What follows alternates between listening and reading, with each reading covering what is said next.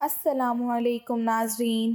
رابعہ بصری کی آخری نصیحت۔ جب حضرت رابعہ بصری کی وفات کا وقت قریب آیا تو ان کی شاگرد لڑکیاں ان کے پاس بیٹھی تھیں۔ ان لڑکیوں نے کہا کہ ہمیں کچھ نصیحت کریں تو رابعہ بصری نے فرمایا کہ کبھی بھی بغیر نکاح کے نہ رہنا، ورنہ بسم اللہ الرحمن الرحیم۔ پیارے نبی حضرت محمد صلی اللہ علیہ وآلہ وسلم کی شریعت پر جن محترم لوگوں نے احسن طریقے سے عمل کیا اور جنہوں نے اپنی زندگیاں سنت نبی میں گزار دیں، انہیں اولیاء کرام کہا جاتا ہے۔ انہیں مقدس و محترم اور برگزیدہ ہستیوں میں نہایت ہی معتبر نام حضرت سیدہ رابعہ بصری کا ہے۔ حضرت رابعہ بصری قیامت تک خواتین کے لیے مشعل راہ ہیں۔ خواتین و حضرات، معروف صوفی شخصیت رابعہ بصری کی پیدائش 95 ہجری سے 99 ہجری کے دوران عراق کے شہر بصرہ میں ہوئی۔ وہ ایک انتہائی غریب لیکن معزز گھرانے میں پیدا ہوئیں۔ رابعہ بصری اپنے والدین کی چوتھی بیٹی تھیں، اس لیے آپ کا نام رابعہ یعنی چوتھی رکھا گیا۔ رابعہ بصری کے والدین کی غربت کا اندازہ اس بات سے لگایا جا سکتا ہے کہ جس رات رابعہ بصری پیدا ہوئیں، آپ کے والدین کے پاس دیا جلانے کے لیے تیل نہ تھا اور نہ ہی آپ کو لپیٹنے کے لیے کوئی کپڑا۔ آپ کی والدہ نے آپ کے والد سے درخواست کی کہ پڑوسیوں سے تھوڑا تیل ہی لے آئیں تاکہ دیا جلا سکیں۔ آپ کے والد نے پوری زندگی اپنے خالق حقیقی کے علاوہ کسی کے آگے ہاتھ نہ پھیلایا تھا۔ رابعہ بصری کے والد پڑوسی کے دروازے تک تو گئے لیکن خالی ہاتھ واپس لوٹ آئے۔ رات کو رابعہ بصری کے والد کو خواب میں حضور پاک صلی اللہ علیہ وآلہ وسلم کی زیارت ہوئی اور انہوں نے رابعہ کے والد کو بشارت دی کہ تمہاری نومولود بیٹی خدا کی برگزیدہ بندی بنے گی اور مسلمانوں کو صحیح راہ پر لے کر آئے گی۔ تم امیر بصرہ کے پاس جاؤ اور اسے ہمارا پیغام دو کہ تم امیر بصری کی ہر روز رات کو 100 مرتبہ اور جمعرات کو 400 مرتبہ درود پاک کا نذرانہ بھیجتے ہو، لیکن پچھلی جمعرات کو تم نے درود شریف نہ پڑھا، لہٰذا اس کے کفارہ کے طور پر 400 دینار بطور کفارہ یہ پیغام پہنچانے والے کو دے دو۔ رابعہ بصری کے والد اٹھے اور امیر بصرہ کے پاس پہنچے۔ اس دوران آپ کی آنکھوں سے خوشی کے آنسو جاری تھے۔ جب امیر بصرہ کو رابعہ بصری کے والد کے ذریعے حضور پاک صلی اللہ علیہ وآلہ وسلم کا پیغام ملا تو یہ جان کر انتہائی خوش ہوا کہ وہ نبی آخر الزماں صلی اللہ علیہ وآلہ وسلم کی نظروں میں ہیں۔ اس نے شکرانے کے طور پر فوراً 1000 دینار غربا میں تقسیم کرائے اور 400 دینار رابعہ بصری کے والد کو ادا کیے اور ان سے درخواست کی کہ جب بھی کسی چیز کی ضرورت ہو بلا جھجک تشریف لائیں۔ کچھ عرصے بعد رابعہ بصری کے والد انتقال کر گئے۔ اسی اثناء میں بصرہ کے سخت قحط نے اپنے لپیٹ میں لے لیا۔ قحط کے دوران رابعہ بصری اپنی بہنوں سے بچھڑ گئیں۔ ایک بار رابعہ بصری ایک قافلے میں جا رہی تھی کہ قافلے کو ڈاکوؤں نے لوٹ لیا اور ڈاکوؤں کے سرغنہ نے رابعہ بصری کو اپنی تحویل میں لے لیا اور آپ کو لوٹ کے مال کی طرح بازار میں لونڈی بنا کر بیچ دیا۔ آپ کا آقا آپ سے انتہائی سخت محنت و مشقت کا کام لیتا تھا، اس کے باوجود آپ دن بھر کام کرتی اور رات بھر عبادت کرتی رہتی اور دن میں بھی زیادہ تر روزے رکھتی۔ اتفاقاً ایک دفعہ رابعہ بصری کا آقا آدھی رات کو جاگ گیا اور کسی کی گری وزاری کی آواز سن کر دیکھنے چلا گیا۔ رات کے اس پہر کون اس طرح گراں وزاری کر رہا ہے؟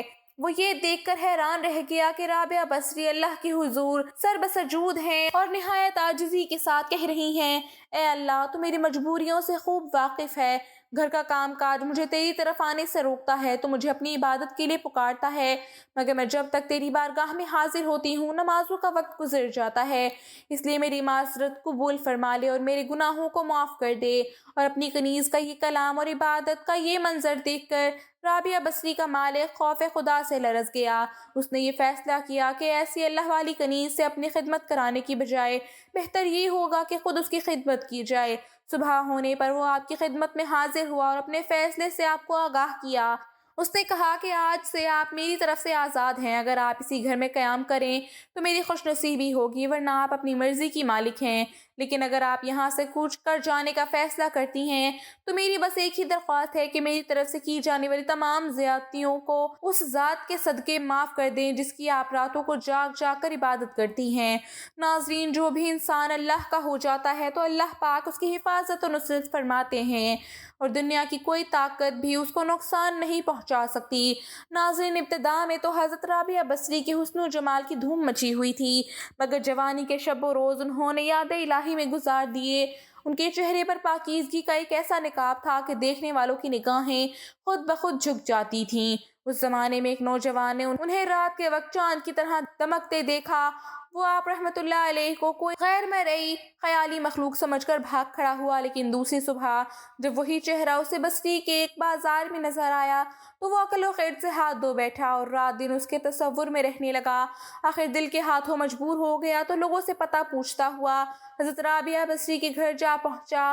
آپ کہا کرتی تھی کہ دل کے دروازے ہمیشہ کھلے رکھو، کیا معلوم محبوب کس وقت دستک دے دے، مگر گھر کے دروازے بند ہوں یا کھلے ہوں ان کی دانست میں برابر تھے۔ نوجوان کو خلاف توقع ان کا دروازہ کھلا ہوا ملا۔ اس نے اپنے دل کی دھڑکنوں پر بڑی مشکل سے قابو پایا۔ رات کا وقت تھا، اندر چراغ روشن تھا۔ یہ سوچ کر بے باکی سے اندر داخل ہو گیا کہ حال سنا دینے میں کیا حرج ہے، زیادہ سے زیادہ انکار ہی تو ہو جائے گا۔ واپسی کا دروازہ بہرحال کھلا ہوا ہے، لیکن جب وہ اندر پہنچا تو وہاں کوئی نہیں تھا، البتہ چھت سے ایسی پرسوز آواز آ رہی تھی جیسے کوئی زیر لب ہجر کا رونا رو رہا ہو۔ نوجوان تیزی سے زینے پر چڑھ گیا۔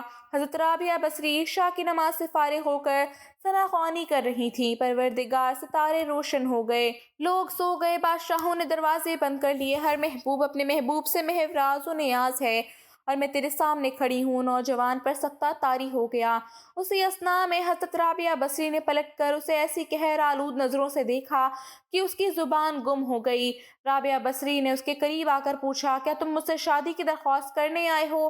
نوجوان نے لرزتے ہوئے ہاتھ سے اپنی زبان کی طرف اشارہ کیا کہ وہ بول نہیں سکتا۔ حضرت رابعہ بصری نے کہا، اس سے پہلے کہ زبان کی طرح تیرا دل بھی چپ ہو جائے، تو جس راستے سے آیا ہے اسی راستے سے لوٹ جا۔ وہ جوان صرف آنکھوں سے التجا کر سکتا تھا کہ نیک خاتون میری گویائی مجھے واپس دے دے، میں تیرے مرتبے سے واقف نہیں تھا، مجھ سے غلطی ہوئی، مجھے معاف کر دے۔ لا علمی ہمیشہ قابل معافی ہوتی ہے۔ اس کے خاموش آنسوؤں کے جواب میں حضرت رابعہ بصری نے کہا، نوجوان، تو نے اگر مجھ سے کوئی زیادتی کی ہوتی تو میں تجھے یقیناً معاف کر دیتی۔ میں نے خود کو بہت پہلے اپنے رب کے حوالے کر دیا ہے۔ اب یہ معاملہ تیرے اور رب کے درمیان ہے، معافی مانگنا ہے تو اس سے مانگ۔ تو صدق دل سے توبہ کرنے کا ارادہ کرے تو شاید توبہ کی خاطر تیری زبان کھل جائے۔ یہ کہہ کر وہ نماز کے لیے کھڑی ہو گئیں۔ نوجوان بھی بے اختیار سجدے میں گر گیا۔ وہ رو رہا تھا، نہ معلوم کب تک روتا رہا۔ جب اسے ہوش آیا تو زبان کھل چکی تھی اور توبہ توبہ کا ورد کر رہی تھی۔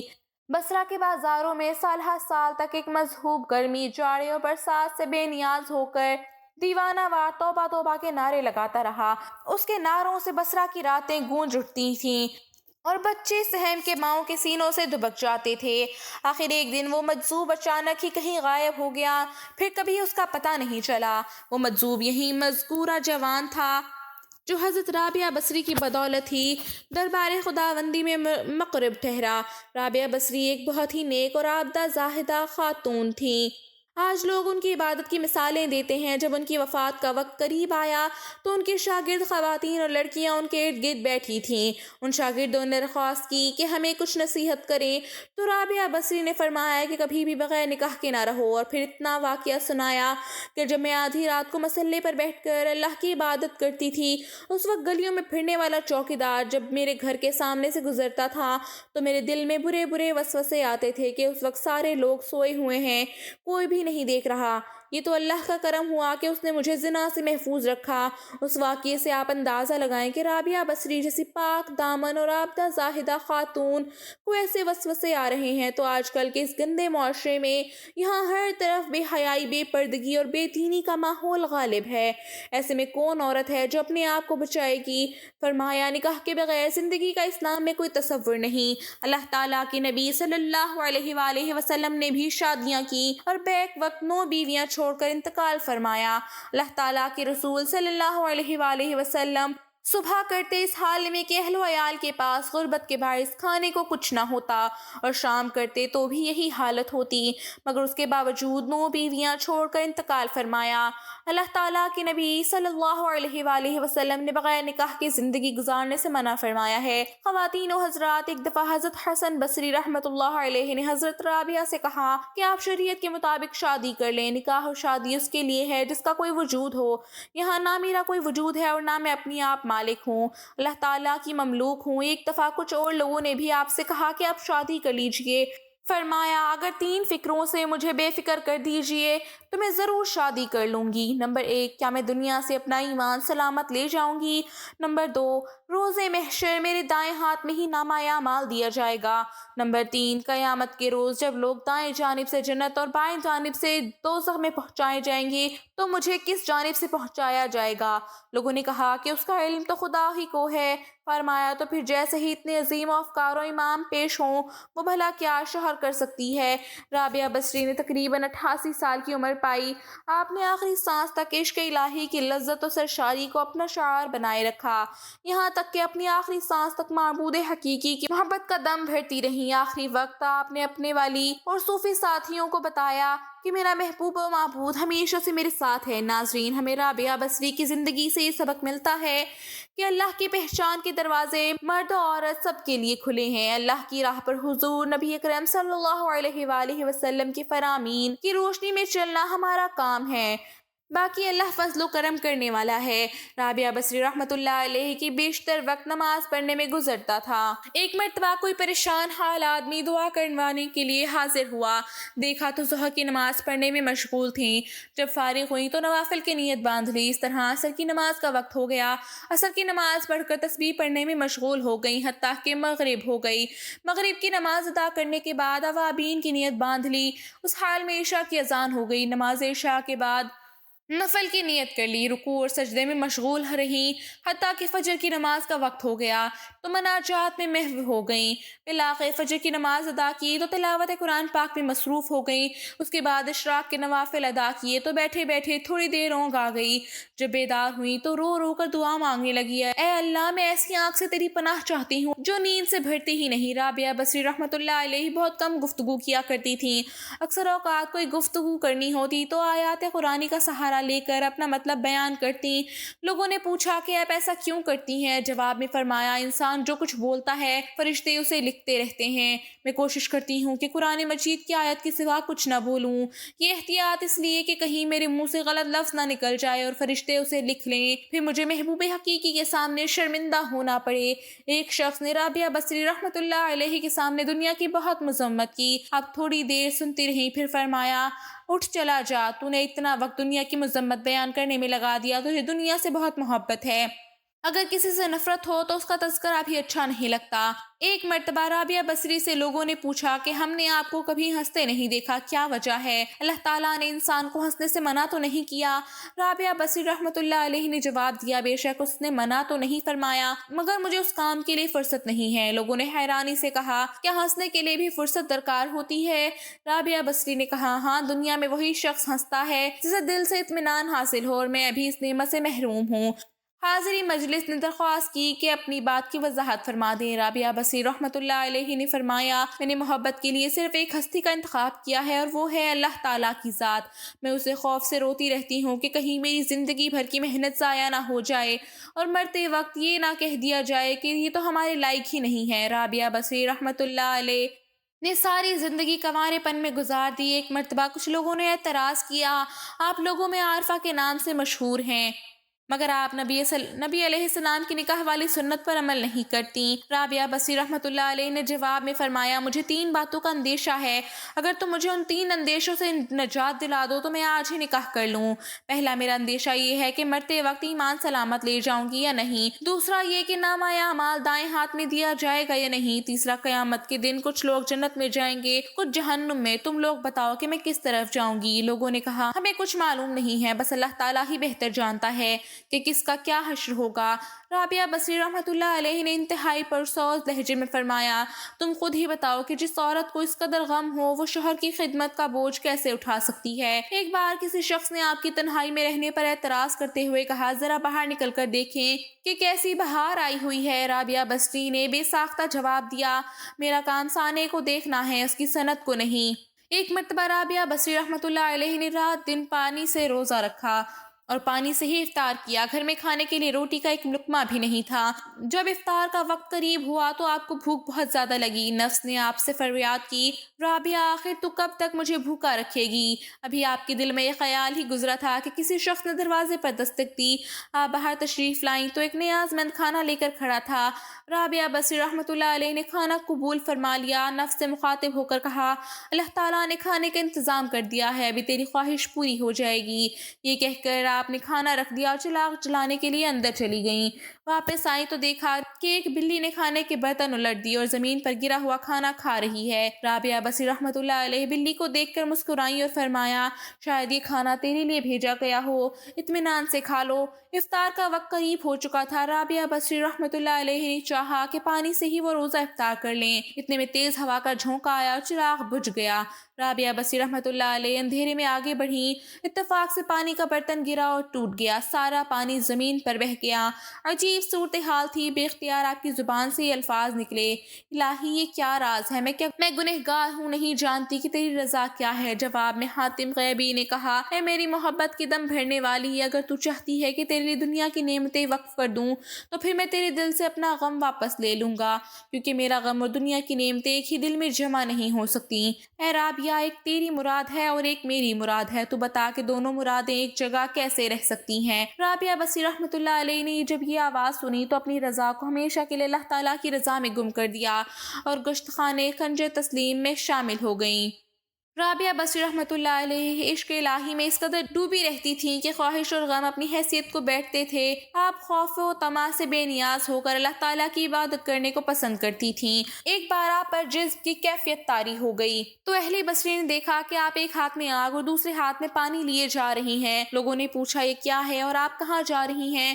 رابعہ بصری رحمۃ اللہ علیہ نے کہا، میں اس پانی سے دوزخ کو بجھانا چاہتی ہوں اور آگ سے جنت کو جلانا چاہتی ہوں، تاکہ لوگ جنت و جہنم کے لالچ اور خوف سے اللہ تعالیٰ کی عبادت کریں۔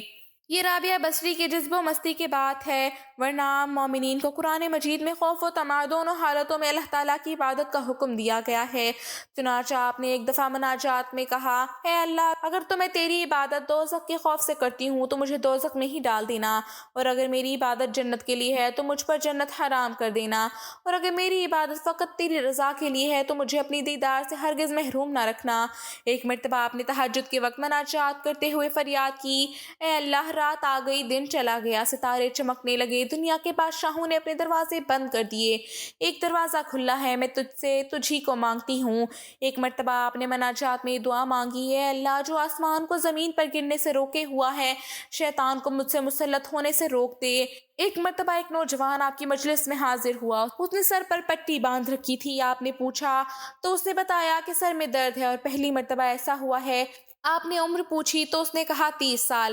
آپ نے فرمایا کہ 30 سال تیرے سر میں درد نہ ہوا، تو نے شکر کی پٹی تو کبھی نہ باندھی، پہلی مرتبہ درد ہوا تو شکوے کی پٹی فوراً باندھ لی۔ وہ نوجوان یہ سن کر شرمندہ ہوا اور اس نے اپنے اندر صبر پیدا کرنے کی نیت کر لی۔ ایک مرتبہ کچھ لوگ آپ کی خدمت میں حاضر ہوئے اور کہنے لگے، اللہ تعالیٰ نے مرد کو فضیلت بخشی ہے، ہمیشہ مرد ہی کو نبوت اور رسالت کا منصب عطا ہوا ہے، کسی عورت کو نہیں بنایا گیا۔ رابعہ بصری نے کہا، بے شک اللہ تعالیٰ کا یہی نظام ہے، مگر ایک بات غور سے سن لو کہ مردوں نے ہی خدا ہونے کا دعویٰ کیا ہے، کسی عورت نے آج تک خدائی دعویٰ نہیں کیا۔ ایک مرتبہ آپ اپنے عبادت خانے میں سوئی ہوئی تھی کہ ایک چور اندر داخل ہو گیا۔ اس نے دیکھا کہ صرف ایک چادر کے سوا کچھ موجود نہیں۔ اس نے چادر اٹھائی اور جانے لگا۔ اچانک اس کی بینائی ضائع ہو گئی اور اسے دروازہ نظر آنا بند ہو گیا۔ وہ گھبرا گیا، چادر اس کے ہاتھ سے نیچے گر گئی، اسے دوبارہ دروازہ نظر آنے لگا۔ اس نے سوچا، یہاں سے نکل جاؤں، کہیں بینائی ہمیشہ کے لیے ضائع نہ ہو جائے۔ جب دروازے سے نکلا، آواز آئی، اگر ایک دوست سویا ہو تو دوسرا دوست جاگتا ہے۔ اللہ تعالیٰ کے خوف کا اس کے دل پر ایسا اثر ہوا کہ اس نے ہمیشہ کے لیے چوری سے توبہ کر لی۔ ایک مرتبہ رابعہ بصری رحمۃ اللہ علیہ کے ہاں 5 درویش حاضر ہوئے۔ کھانے کا وقت قریب تھا، چنانچہ رابعہ بصری رحمۃ اللہ علیہ نے خادمہ کو بلا کر پوچھا، مہمانوں کو پیش کرنے کے لیے گھر میں کچھ موجود ہے؟ اس نے کہا، صرف ایک روٹی موجود ہے۔ آپ نے فرمایا، ایک روٹی 5 مہمانوں کے لیے ناکافی ہے۔ اتنے میں ایک سواری نے دروازے پر صدا لگائی، लाई और राबिया बसरी रहमतुल्लाह अलैह ने खादमा से कहा वो रोटी ज़रूरतमंद को दे दो। खादमा ने हुक्म की तामील की। कुछ देर बाद खादमा ने बताया कि एक शख्स खाना लेकर आया है। राबिया बसरी रहमतुल्लाह अलैह ने पूछा कितनी रोटियां हैं? उसने कहा 2 रोटियां। राबिया बसरी ने कहा वापस भेज दो, वो खाना हमारा नहीं है। खादमा ने रोटियां वापस कर दी। थोड़ी देर बाद खादमा ने इत्तला दी कि एक और शख्स खाना लाया है। राबिया बसरी ने पूछा कितनी रोटियां हैं? उसने कहा 5। राबिया बसरी ने फिर वही जवाब दिया कि खाना लाने वाले को वापस भेज दो, वो खाना हमारा नहीं है। खादमा ने उसे भी भेज दिया। थोड़ी देर बाद खादमा ने बताया कि एक शख्स खाना लाया है और उसमें 11 रोटियां हैं। राबिया बसरी ने कहा कि हाँ कबूल कर लो, ये हमारा रिस्क है, अल्लाह ताला ने भेजा है। मेहमान हजरात जब ये सब कुछ देखकर हैरान हो गए, इतने में खादमा ने दस्तरखान पर खाना लगा दिया। जब सब लोग खाना खा चुके तो मेहमानों ने सवाल पूछा कि आपने 2 मरतबा खाना वापस भेज दिया, तीसरी मरतबा कबूल किया, उसमें क्या राज है? राबिया बसरी ने फरमाया अल्लाह रब्बुल इज़्ज़त का वादा है कि दुनिया में एक के बदले में 10 और आखिरत में 70 दूंगा। मैंने एक रोटी खलूस नीयत के साथ साइल को दी, मुझे पक्का यकीन था उसके बदले में 10 मिलेंगी। पहला शख्स 2 रोटियां लाया, दूसरा 5 लाया। मैं समझ गई कि ये हमारा रिस्क नहीं है। तीसरा 11 रोटियां लाया, एक के बदले 10 और 11वीं रोटी जो साइल को दी गई थी अल्लाह ताला ने वो भी वापस कर दी। अल्लाह ताला की शान देखें कि अपने वादे को पूरा कर दिखाया। राबिया बसरी की शान तवक्कल को देखकर तमाम दरवेश हैरान हो गए। राबिया बसरी की मौत का वाक़या भी बड़ा अजीब है। वफात से कुछ देर पहले लोग इयादत के लिए हाजिर खिदमत हुए। राबिया बसरी ने कहा फरिश्तों के लिए रास्ता छोड़ दो। लोग बाहर चले गए। कुछ देर अंदर गुफ्तगू की आवाज़ें आती रहीं। जब खामोशी छा गई, लोगों ने दरवाज़ा खोलकर देखा कि राबिया दुनिया से इस तरह रुखसत हो चुकी हैं कि जैसे हवा का झोंका तेज़ी से गुजर जाता है। अल्लाह ताला हमें भी नेक अमाल करने की तौफीक अता फरमाए और हमें नेकोकारों में शामिल करे, आमीन। नाज़रीन, कमेंट बॉक्स में अल्लाह ताला के 99 नामों में से एक नाम ज़रूर टाइप करें।